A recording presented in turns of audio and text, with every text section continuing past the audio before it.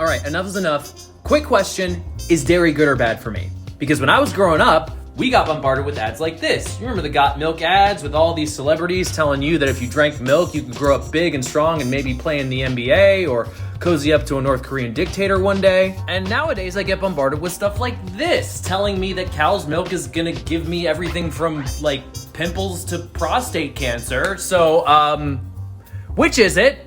Let's face it, when it comes to food, dairy is a bit of an enigma. So many of us grew up drinking milk as part of our daily lunch in school so we could have strong bones and muscles, but now many of those same people can't drink it without turning the room into a gas chamber. So what the hell gives? Were all those celebrity milk mustache ads a lie? Consider the purpose that milk serves out in the natural world, which is to supply baby mammals with the nutrition that they need to grow and develop. Many opponents of dairy consumption will argue that if you're not a baby cow, there's no reason to consume a substance that was designed to nourish a baby cow. Or more succinctly, they'll say, not your mom, not your milk. But from a nutritional standpoint, much of what nourishes a calf can also nourish you. It's not like a calf needs different nutrients to grow than you do. That being said, the two of you probably have slightly different nutritional needs. Because the calf still needs to get bigger, its demand for fats is going to be a lot different than yours. That is, unless you yourself plan to get bigger. A single cup of whole milk has 20% of your daily recommended allowance for saturated fat and up to 24 milligrams of cholesterol in one cup. And we all know that a single cup of milk is barely enough to cover your cereal. So if you're chugging or consuming several servings of that on the daily, your risk of obesity, diabetes, heart disease, and all sorts of other things goes way up. Luckily, we found out ways to alter the milk production of certain animals to better suit our nutritional needs, which is why you've got dozens of options for milk instead of just the one that the milkman used to bring you. But as it turns out, some of those alterations might be what's causing a lot of people's relationship with dairy to, well, sour. For one, most livestock used in commercial dairy production are given hormones and antibiotics to increase their growth and their milk production, and they can show up in trace amounts in the finished product. One study found, for instance, that children who get most of their protein from animal sources will enter puberty an average of 7 months earlier than kids who don't. Studies have found that teenagers who drank higher amounts of milk, even low-fat or skim, had higher instances of acne. Other studies have linked high consumption of commercial dairy to ovarian and prostate cancer, and in elderly people, high dairy consumption has actually been linked with more fractures due to osteoporosis than fewer.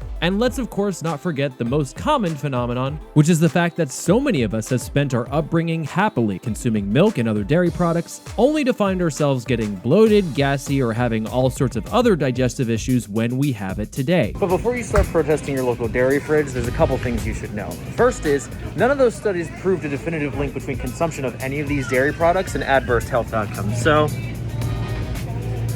cheers.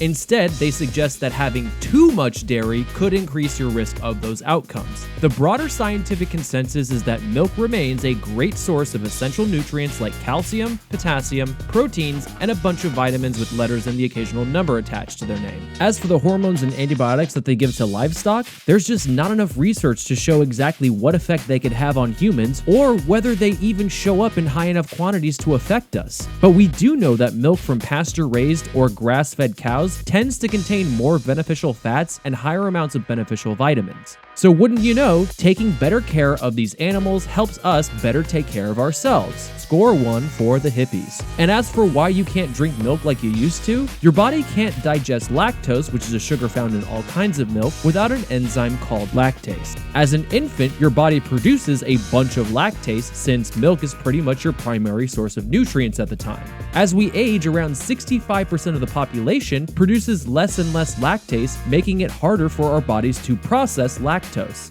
The vast majority of those people can still process some lactose, but just not as much as they used to. And if you're one of those people who has issues and still want to go on an ice cream date, guess what?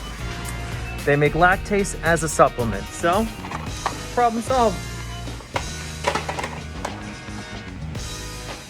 So, is dairy good or bad for you? It all depends on how you consume it. It's certainly possible to have a healthy diet without it, but it's definitely not unhealthy. Although experts do agree that if you're going to involve dairy in your day-to-day consumption, opting for a reduced fat version is going to maximize the benefits and minimize the risk. So, grab that spoon, take another bite of ice cream, and enjoy this next lovely little piece of content. If there's any topic out there that's got you scratching your head and you're too scared to ask, you should totally send it our way. Tweet using the hashtag #QuickQuestion or email us at questions@brainjoltmedia.com. Don't forget to follow us, and remember, quick questions don't always have quick answers.